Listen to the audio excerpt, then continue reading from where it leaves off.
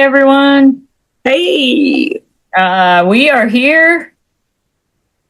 We're here. We are here. I just blanked out completely. And we're here with a lot of stuff to remember. That's the problem. So we have, welcome everybody. Well, first of all, we're going to give you a little heads up that we are changing from Satanic Panic to Stranger Danger tonight, but we have other things to do before we get on our case, get on your case. So we are going to be moving from Satanic Panic to Stranger Danger with a case, a really kind of a heavy case, kind of a horrible, not even kind of horrible, a very, very horrible case, but it was the one that started Satanic Panic. But before we start all that, I'm going to start right with like, subscribe, share, send us your stories. We're going to get that all out of the way right now. We need all those things. If you want us to keep going, we need you guys to subscribe, share, everything, all the things. All the things. Second of all, I need to give a thank you to Kat, who sent me awesome anniversary, 10th anniversary episode gifts, this amazing book. So called Bohemian Magic. Cool. That was on your wish list?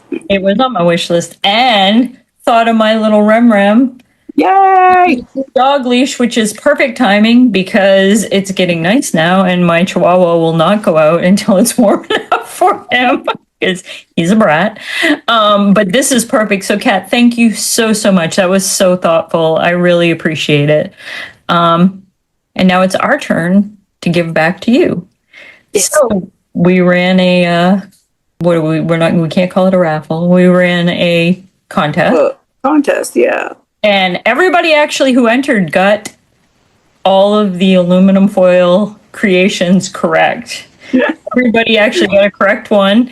There were a lot to choose from. Vin was very busy, and if you missed it, you need to go back and see what Vin made out of aluminum foil for our 10th episode anniversary. But we actually had 9 entries, which is not too bad. It's not too bad. And we're very high-tech here. We are going to show our true GenHex abilities as we do every week with our filming and our sound and our whatever. And we're very high tech. We're very high tech. So I have made a list and numbered all the people randomly. Vin has not seen it, so Vin has no idea who's going to win. But I'm going to say, Vin, pick a number between 1 and 9. And she literally just did it like 2 minutes ago, by the way. I have not seen it. I don't even know who has entered. I don't even do the emails. Kathy does the emails. So a number from 1 to 9. I'm going to pick my favorite number, which is 6. And that would be April Barnes. April? Oh, I shouldn't have said your last name. Bleep that. Beep it. Okay. April B. April! I'm going to send you an email, April, to get your address, and then you will win the goodie.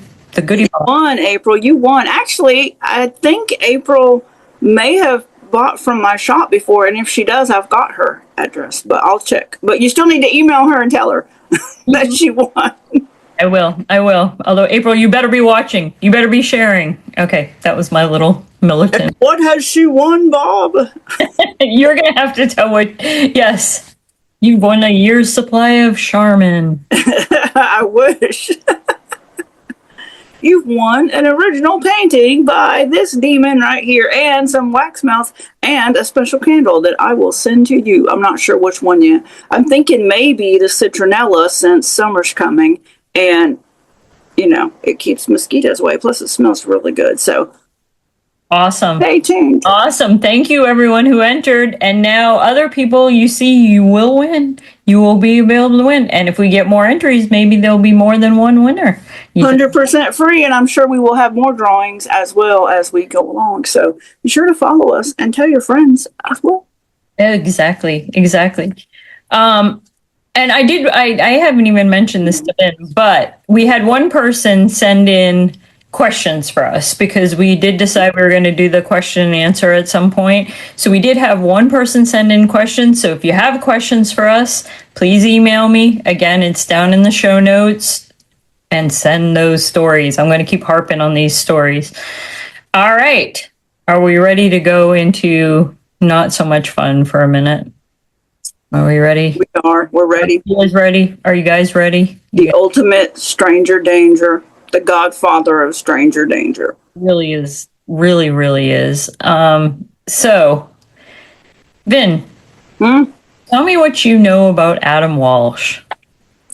Well, I know it was a little boy. Hold on.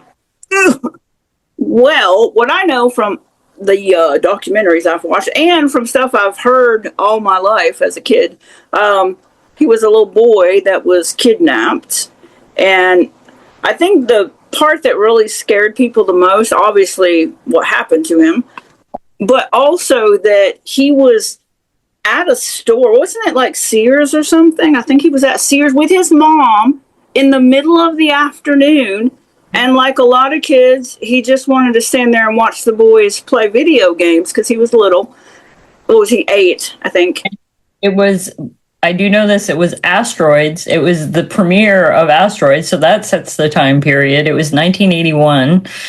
So, of course, he wanted to sit there and watch this new, I mean, this was big stuff at that time. So, okay, I interrupted just to fill you in on that. Oh, that's okay.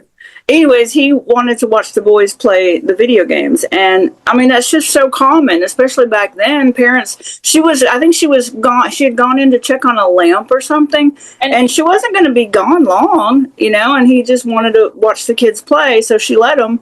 And the part I didn't realize or remember until I saw the documentary recently was apparently the boys got into a scuffle, not the little boy, but the bigger boys. They were probably fighting over wanting to take their turn or something.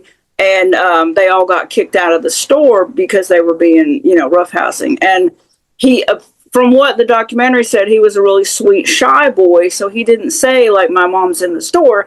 He just did what he was told, which was get out of the store. So he left the store. And that's the last he was ever seen. Right. Well, I have a theory on this, that probably the person who did that did not have children, because I would think that they would have had second thoughts about throwing a 6-year-old out on the sidewalk. Was he 6? I believe he was 6. He was 6 years old. Okay. This happened July 27th, 1981. I thought he looked young. I don't know why I was thinking 8. So, yeah, who would send a 6-year-old outside into a parking lot? But then again, we've been talking about this over and over. This was the 70s and 80s, and Yep. It was like the wild, wild west for children, I swear. Well, maybe they thought that one of those boys was his brother or something. Maybe. I mean, I'm sure probably didn't. They thought they were all together. Yeah, they probably thought they were together and just sent all of you. Because that's how they were back then. It was just like in school. If one person did something, you all got punished. Same thing at home. Mm-hmm. If something happened and you didn't admit you did it, you all got punished. So it just sent them all out of the store. Here's the thing, and this is just my warped curiosity and whatever, because obviously this is a really horrific story. But every single documentary, podcast, article mentioned she was going to buy a lamp. They always mention the lamp. I'm like, well, now I have to see what this damn lamp looked like, because everything mentions it. It's so bizarre to me that it never even went to, like, she was just at Sears to buy something. Like, it always says a lamp. I just they said she was checking on a lamp. So did she order it? Was it on layaway? Was it a lamp that she was waiting for it to come in? What was this friggin' lamp? Okay, I actually have a little bit of an answer for this. So apparently, John Walsh, the father, had called, her name was Reve. I think that's how you pronounce it because the accent's on the second E. So Reve Walsh was, he called because the lamp was on sale. And he couldn't leave work. So she decided she would run and check on this lamp being on sale. Now, again, they've been watching this lamp for a while, it would appear. because now they know it's on sale. You're calling from work to say, hey, go check on the lamp. The lamp's on sale. I mean, I'm really, I know that's bizarre, but I really want to see this lamp. I mean, like, what was up with this lamp? It better have a freaking genie in it, is all I know. That better have been a good lamp. I bet if they got the lamp, I'm pretty sure they got rid of the lamp. Pretty sure they did too. And so this is kind of the last, because now we're headed into the absolute trauma of this poor woman going back, and there are no children there, not just like no one's there. So all the kids are gone. She has no idea what has happened, no idea where Adam is. She goes and pages him. No response. And of course, no one's taking it particularly seriously at first. And I don't even think she was completely panicked at first. And I was thinking about that. I was thinking about when I would shop with my mom, there were two things that I would hide in the clothing racks. Did you do this? You get in the middle of it seems like something you would do. No, I didn't want to get in trouble. Remember those circular clothing racks? Yes. My kids would do that. Yeah, I would do that. And the other thing I remember about shopping with my mom was the inevitable walking up to somebody and tugging on them and it not being your mother. Did you ever do that one? I would tug on somebody and I'd look up and I'd be like, oh, oops, you're not my mom. So apparently I was just running amok and there. Well, my mom was very paranoid, and usually we didn't even live in the town, so we stayed close to the buggy. Mm-hmm. We actually were usually holding on to the buggy. That's interesting. See, yeah, I grew up in a small town. I was there my whole life. But on top of that, I was very much the youngest of 5. And I think my mom was like, hey, if you make it, you make it. If you don't, hey, whatever. Well, I was the youngest, but I was also trying to stay close so that I could beg for candy. That does not surprise me at all. And a lot of times I was riding under the bottom of the buggy. Okay. I would do that too, yeah. That was my spot because I was little. I would just sit down under there. I wanted to ride under the buggy.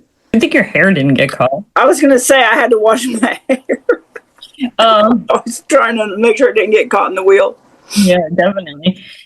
All right, so we've discussed the lamp in great detail. We know he's missing, and we know now that the police are finally called, and it's pretty far into it. It was a bit of time before they decided he was truly missing.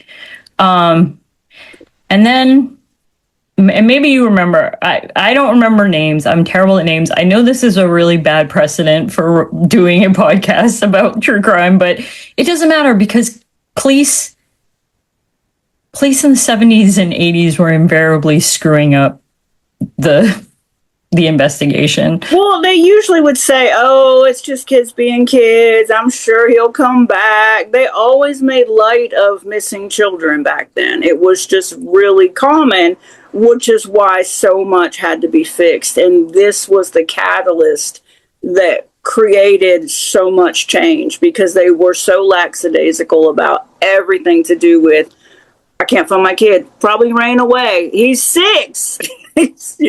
Probably wandered off. Yeah, but where? I mean, they just were like...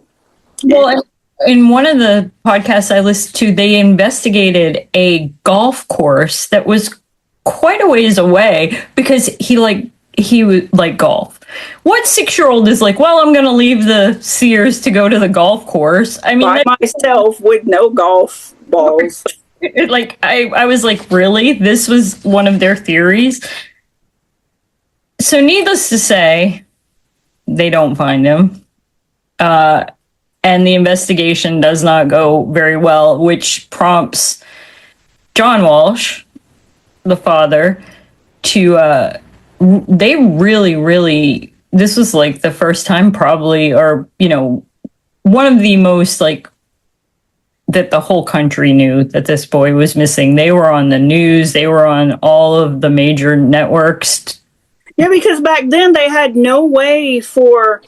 It wasn't something they did. The police did not contact other police in other districts about missing children. There wasn't that line that they could just be like, okay, be on the lookout for such and such. There wasn't anything about Amber Alerts. There was nothing like that. There was no way to make people aware of it. So they were, him and his wife, they were on like every news channel they could get on, letting people know this is what he looks like. This is, you know, how old he is. This is what he was wearing. Well, in this case actually was what inspired the National Center of Missing and Exploited Children. So, I mean, and that really was the Walshes. They really fought. And of course, a lot of you probably recognize the name John Walsh.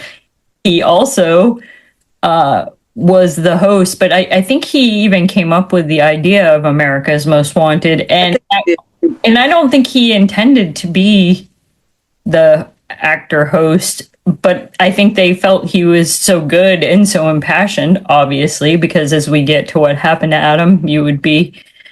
Well, plus at that time, people were starting to know who he was because they were so outspoken. This was their only child. I mean, you can imagine. They had more children, but they had more children later. Yeah, but this was their oldest. Well, and I don't know. They might have had. I don't know about that, so I won't say. But I do know they had more children later. They really kind of botched this. They really went down some weird rabbit holes of what could have happened. But they do eventually, and I do have the date, and I'm sorry, folks, you know I always have to go to my handy dandy notes. It was August 10th. Really wasn't that long, was it? If it was July 27th and August 10th, 19. Yeah, it was like a couple weeks or a week later they found his severed head. Part of him. Yeah, they found his head. That is all they found. And he was identified. Now, I did hear an interesting thing on a podcast because they were doing all these news programs and they were on a national news program, and somebody had gotten in touch with John Walsh and said that they had found this head, and they hadn't identified yet, but they were concerned that it was Adam. And so he decided not to tell his wife because they were about to go on national television. And of course, the interviewer actually said, "Are you having any concerns that this head that they found belongs to your son?" So they totally blindsided her. But John Walsh said somehow she kept her composure and basically said, "Well, we don't know for sure yet." So, and kind of, but can you imagine that you were just hit with that on national television? It's horrifying. Now, they were in Florida, weren't they? They were in Hollywood, Florida. Hollywood, Florida. Yep. And they actually found the head in a canal near Vero Beach. So I actually don't have a real idea if anybody. I think it was an hour away, I believe. Okay. I think that's what I heard. And then the worst part is they never found the body. No. So that was never discovered. But this kind of brutality against a 6-year-old also ramped this up, as now we're realizing that children can be taken, they can be brutalized. I don't know why we didn't realize this before, but this was really the one that, you know, made all the changes. And also, I think John Walsh being pretty darn driven, which is pretty impressive, because I don't know in my grief if I could. I mean, I guess he had to have something to focus on, because that's horrific. Now we get into the suspects, and you have a better handle on the suspects than I do. What a mess. Oh my God. They had no leads. They were throwing everything at the wall. They botched this so bad. I mean, there were so many incidents where they had evidence. And back then they didn't have DNA and stuff. And then when stuff started progressing with technology, apparently everything was missing. They lost everything. I mean, they had nothing but photos and stuff. It was insane. But I don't know if they blamed it on other people, but I know the main one that was the most well-known was that there was a serial killer and his buddy. Yeah, I have the names right here. So the main serial killer was Henry Lee Lucas. Henry Lucas, that was it. And he had a buddy that was, those two were going around the country literally killing people. I mean, they were so sadistic. They were so evil. But they also admitted to dozens and dozens of murders that they did not do. They were like, yeah, I did it. And they would just make up stories. Well, what did you say his name was? Henry Lee Lucas? Henry Lee Lucas, and then the friend was Otis. It's spelled Otis, but I think in the podcast, like Otis Toole.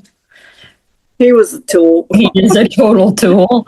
Well, Henry Lee Lucas, he admitted to it at first, and he gave them like descriptions of what he had done, where he had put the head, and I think he even took them, because he was in custody at the time, I think he even took them out where he said he supposedly had put the body, but they never found it. Then he recanted and said he did not do it. And then I don't know how many times he went back and forth saying, yes, he did, no, he didn't. And if I'm not mistaken, he had a daughter that said on his death, like whenever he was dying, his like deathbed confession was that he did kill the boy. I don't know. But then he blamed it on Otis as well, but his buddy was already in prison during that time. So, but then ultimately, wasn't it blamed on Otis? That was the final. From what I read, the final thing was the dad had hired a detective when DNA started really getting good. And he wanted him to just look at everything with fresh eyes and use DNA. That's when they discovered the evidence that they had from Henry's vehicle and stuff. All of that was gone. All they had was photographs.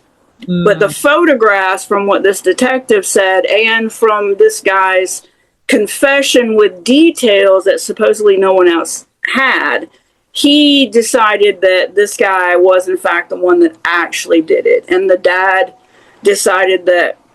So they did. It does sound like that they decided in 2008. So that's how it was a long time later that it was Henry.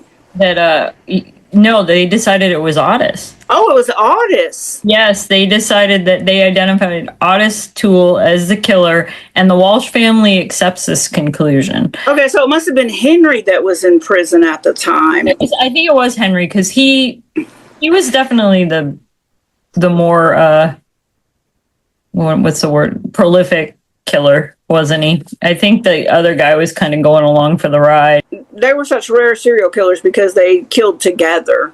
But I mean, they were killing everybody, women, children. It did not matter. Men, it did not matter. But when there was two of them, they could deal with adults better. But I guess this other guy, since he didn't have his head guy with him, he just decided to prey on a child. It was easy for him. So, but then out of nowhere, somebody comes out. His name was Willis Morgan. Comes out and says that he claims he saw Jeffrey Dahmer at the mall that day. Yeah. And again, I don't even understand why Jeffrey Dahmer. I mean, that was not his MO. He was looking for a boyfriend to keep forever, and he was. I mean, some of them were underage, but they were not children. They were not 6-year-olds, and also he kept the bodies. Yeah, he didn't want to let them go, and it would be easy for him to keep a small child. He was not into children, even though, like you said, the young men were technically boys. To him, he saw a young man. Mm-hmm. He never preyed on children. That was not his MO. And serial killers don't just change up their MOs. It just seems like the whole thing got really diluted with a bunch of craziness. The lasting effect of this is that John Walsh really became an advocate. And I was doing some research on, him doing America's Most Wanted.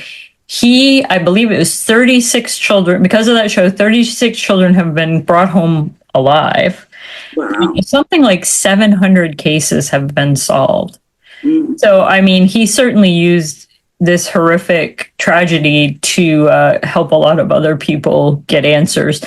I personally don't feel like they 100% got their answer, but maybe they just needed that closure. They couldn't.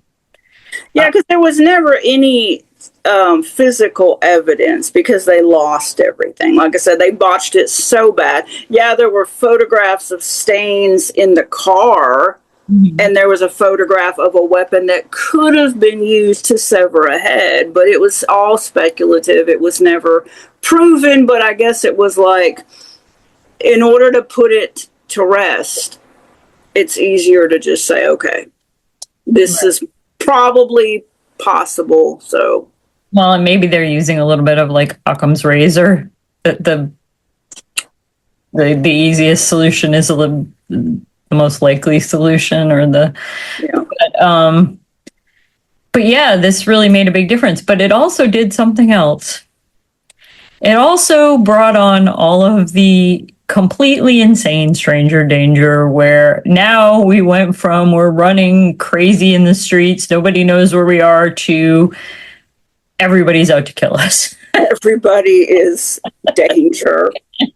Because before, as long as you came home before, dark, it was fine. But this boy was kidnapped in the middle of the afternoon. I think it was like around noon or something, in a parking lot at Sears. It's like, it doesn't get any scarier than that. I mean, that's just every day. He must have again, they said he was a shy, agreeable child. So probably saying something like, well, your mom asked me to get you, or whatever might have been said, he just went along.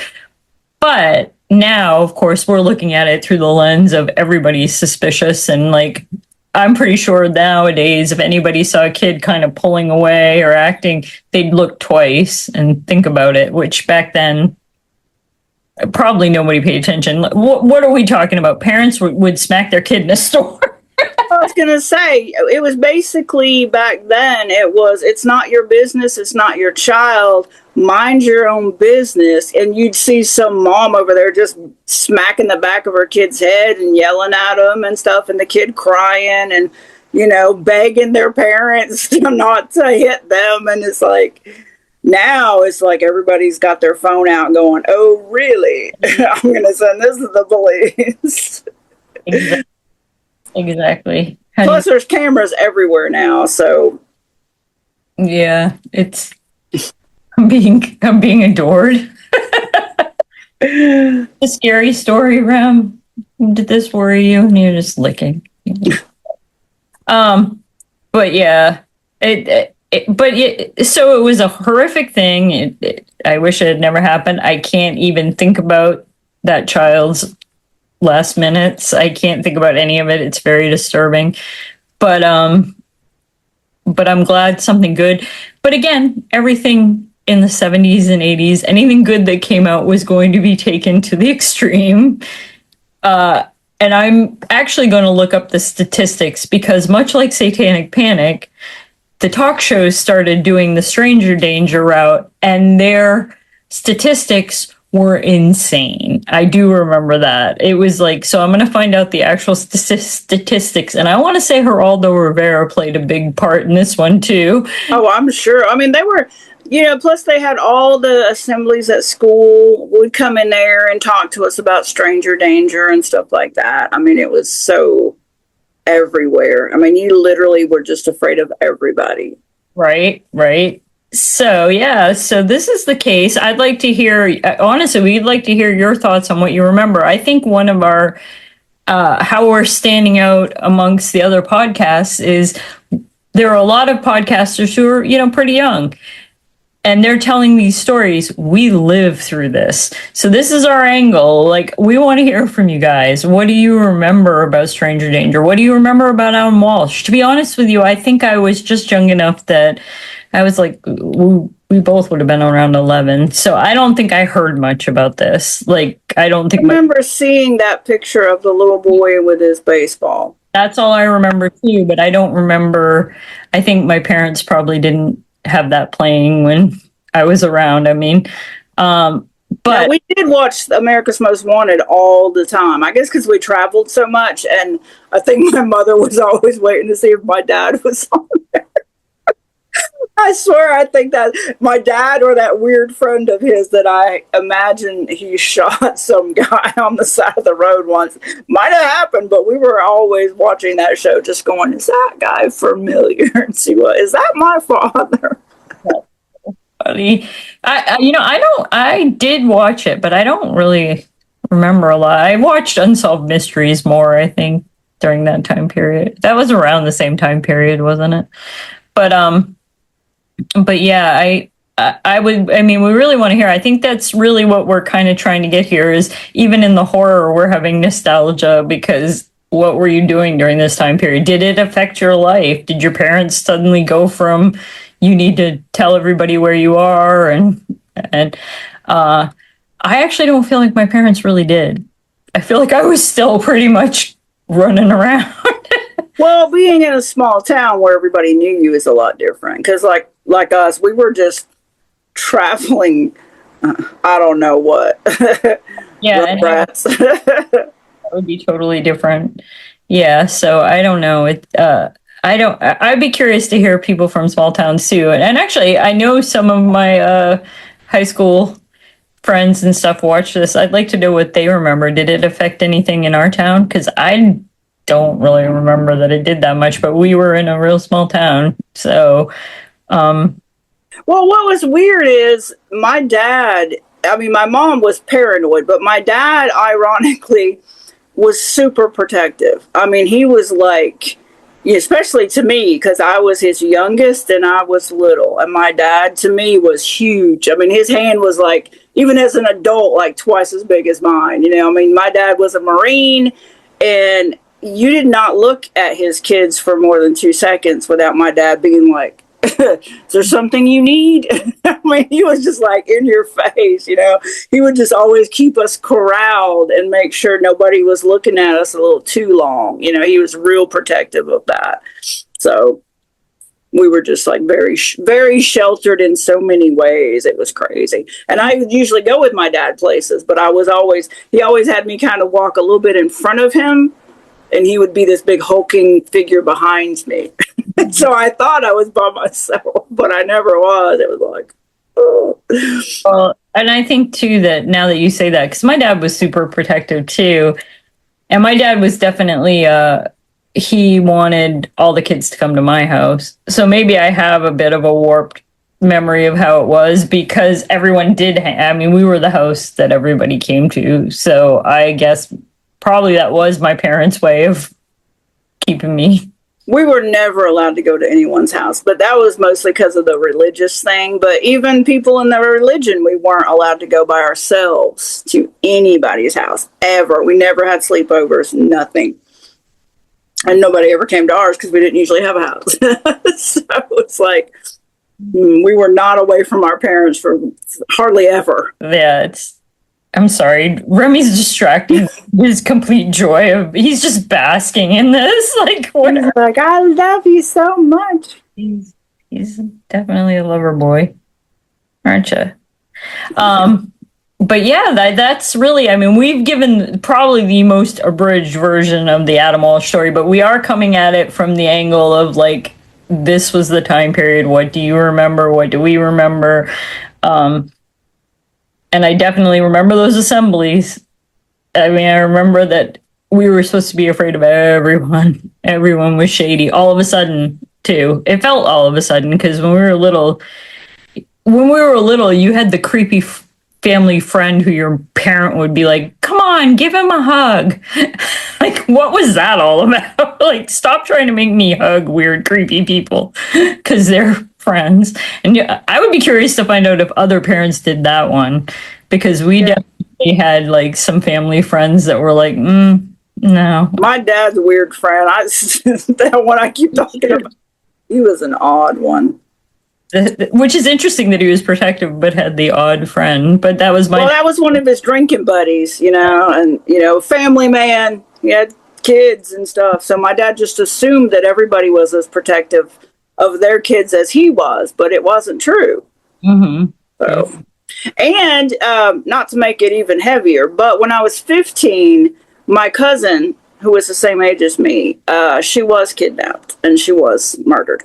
Really? In Vermont. Yeah. Oh. And they were trying to pass a law about her. Her name was Paulette. She had gotten off of the school bus. She had asked her parents if she could get off the school bus in town because she was going to cash her first babysitting job check. And they told her she could do that, and then she was going to walk back home because, you know, Vermont's really rural. And she never came home. And 2 months later, they found her body a few miles from the house in the woods. Multiple gunshots to the head. The guy that killed her, ironically, he had been out of prison that weekend on good behavior. He was a child molester.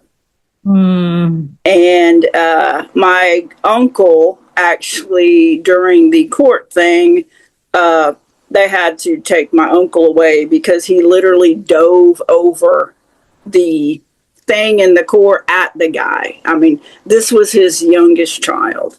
So he just dove at him, and they had to take my uncle out. But my uncle made sure that this guy never got out. So that just made stranger danger even worse. No idea. Because, see, a lot of, and the police, of course, were like, well, she probably ran away. And it was like, she would never run away. She adored her parents, and she had a couple items that she would never go anywhere without. She had one of her older brothers had been killed in a hunting accident. He was like 12. He had given her a stuffed unicorn. She took it with her everywhere, and she did not take it. So they knew she didn't run away, but the police, of course, want to assume, oh, she's 15. But she was such a sweet person. I mean, she was so beautiful and so sweet and just nice to everybody. And that was probably the problem. He probably approached her and asked her for help or something. And she would have helped anybody. So, well, and then, I mean, there are cases where child molesters get off over and over and over. Like, they just keep getting, like, a slap on the wrist and sent back out. We are this paradox where we have this thing going, you have the, like, crazy childhood, and then I have the, no, nothing bad ever happened. Yeah, so we wanted to hear from you about what you remember during this time period. Do you remember when the shift happened, that now stranger danger is huge? But also, we wanted to talk about our next podcast, which is actually going to be another listener tale, which is going to include, actually, I think there's one story of satanic panic, but the rest are kind of stranger danger. And just to let you know, keep them coming in. I'm trying to categorize everything so we can have like ghost stories, cryptids, stranger danger, just weird things that happen. Oh, and I did forget. So we did get a message from one of our viewers who remembered some of the lies that her parents told her. We're going to see if these are lies that you remember. So we're going back to, so if you guys missed the last week, that was the lies our parents told us. So here's some lies, and I think I'm going to leave the name off just to be safe, but they will know who they are, because it doesn't say whether I should say a name or not. But here's the first one. That chocolate milk only comes from brown cows. I think I'd heard that, but I don't think I believed it. I heard it. I didn't believe it because then I was like, yeah, but what about strawberry milk? Because there's no pink cows. Right. And plus, you know, we lived on a farm for a while, so I was pretty keen on that. Yeah, you knew what was going on. You knew what was up. If I removed tags from pillows, I would go to jail. I believe that about the mattresses. I didn't know about the pillows, but I do know where it says do not remove under penalty of law on your mattress. So, of course, I didn't rip mine off till I was an adult. And then I was like, how is anybody going to know? Well, and this one was a genius parent lie. This was straight up genius. I kind of have to, to our friend here who sent this, and I kind of have to applaud your parents. The ice cream truck only plays music when they're out of ice cream. That That is so bad. It That's is so terrible. like, oh darn. Yet again, they're out of ice You cream. missed them. You hear them. We missed them. And the final one, if you use the hazard button on your car, it would explode. It seems a little extreme, but Yeah, I just heard it was illegal to use it unless you were broke down. there's some good lies. And one more, we always seem to have this business, but I can't remember. We might be mentioning it on the other one, but that's okay. We'll keep mentioning. There was some talk about wanting to ask us questions, and we do a question and answer. We did get one person who sent in questions, so if people have questions, you know that the email's in the show notes at the bottom of this video, and so we're gonna keep harping on you for send us stuff. Send us. You know you got questions? I mean, look at Kathy. Look at her. What is your burning question? Clearly, I have things to answer to. She does. You guys know all about me. You don't know much about Kathy, but you might want to. I feel like we share an awful lot on here, though, so they get slowly getting to know me. But anyway, that is this week's. It was a heavy one, but we are going to go into more Stranger Danger. Like I said, next week is Listener Tales, but after that, I would like to get into some of the media about Stranger Danger and how absolutely insane the statistics and the rumors and the fear became. Much like Satanic Panic, everything goes a little wacky. So anyway, we hope you have a great week, and we will see you next week for those listener tales. Email us, and if you've had, if you knew victims of the whole Stranger Danger stuff that actually, you know, like I talked about, like we talked about with this little boy, you know, tell us those stories. Tell us your story if you want to, talk to us. Or if you've had incidents as well, like other people that things were, you know, pretty fishy, and more than likely that could have been really bad if, you know, you had not, you know, walked away or ran away or had somebody else interfere with the situation. So tell us your stories. Let us know, you know, what went on in your world during that time.